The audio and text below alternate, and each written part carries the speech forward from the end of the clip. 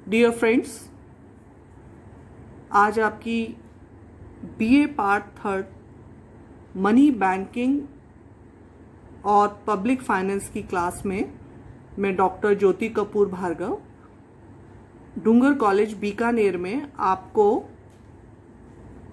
मुद्रा सिद्धांत पर कीन्सीय दृष्टिकोण क्या है।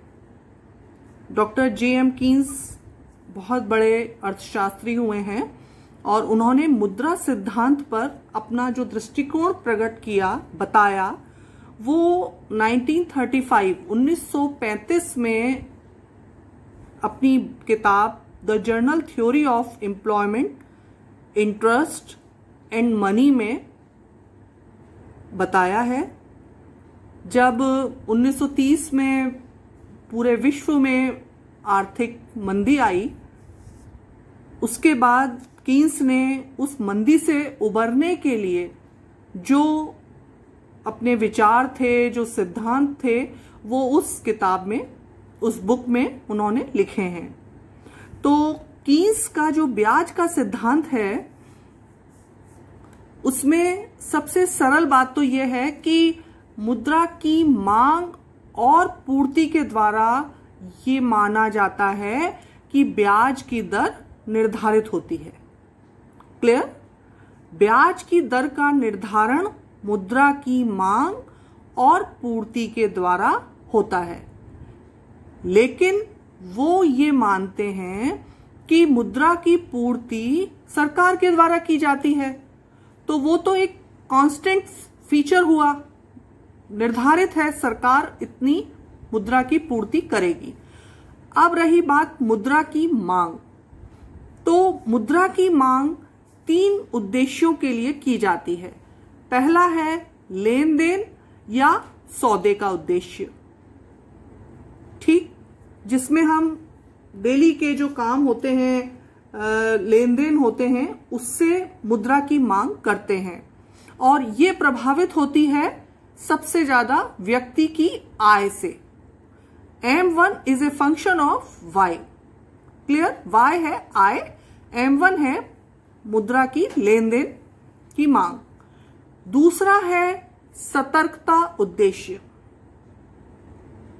सतर्कता उद्देश्य अचानक कोई विपत्ति आ जाए, बीमारी आ जाए, या किसी और कार्य के लिए, व्यापार में आकस्मिक खर्चों के लिए व्यक्ति अपने पास कुछ मुद्रा रखता है और वो मुद्रा की मांग होती है। इसे भी हम M1 द्वारा बताएंगे और ये भी प्रभावित होती है आय के द्वारा। It means M1 is equal to function of Y। ये भी एक ही चीज है, दोनों ये माना जाता है कि आय से प्रभावित होती हैं। दूसरी लेन देन व सौदा उद्देश्य के अतिरिक्त और सट्टा उद्देश्य के अतिरिक्त कीन्स ने ये बताया कि सबसे महत्वपूर्ण जो बाजार में कार्य करता है वो है सट्टे का प्रयोजन। व्यक्ति को सट्टे के लिए जो मुद्रा की आवश्यकता होती है, मुद्रा की मांग होती है, वो ब्याज की दर के द्वारा निर्धारित होती है।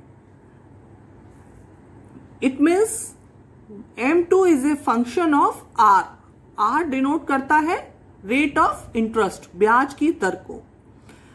कीन्स ने एक बहुत इंपॉर्टेंट बात यह भी बताई कि जब ब्याज की दर 2% हो जाती है, तो उस स्थिति में लोग अपने पास मुद्रा तरल रूप में रखना पसंद करते हैं, बजाय कि वो बैंकों में, क्योंकि इतना उनकी कॉस्ट आ जाती है। तो 2% जो रेट है, ये उसमें इन्होंने ये बताया।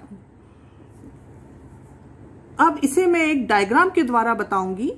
इसमें हमने OY एक्सिस पे ब्याज की दर ली है और OX एक्सिस पे मुद्रा की मांग।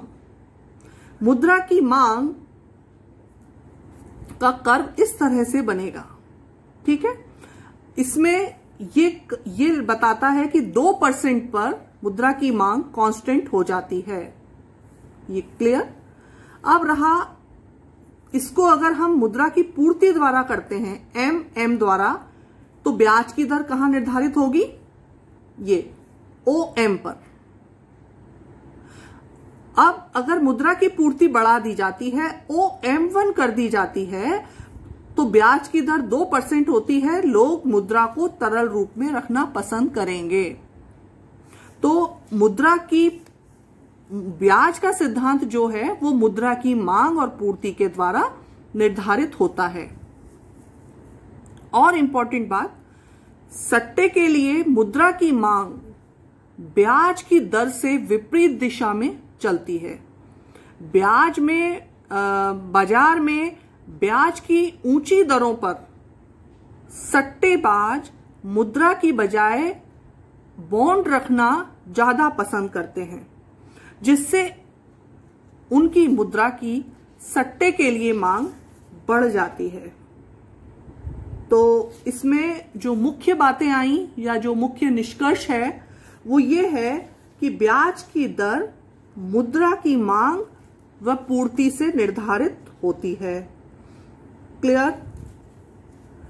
दूसरी बात, मुद्रा की पूर्ति पर मुद्राधिकारियों अर्थात केंद्रीय बैंक व सरकार का अधिकार होने से वे ब्याज की दर को प्रभावित कर सकते हैं।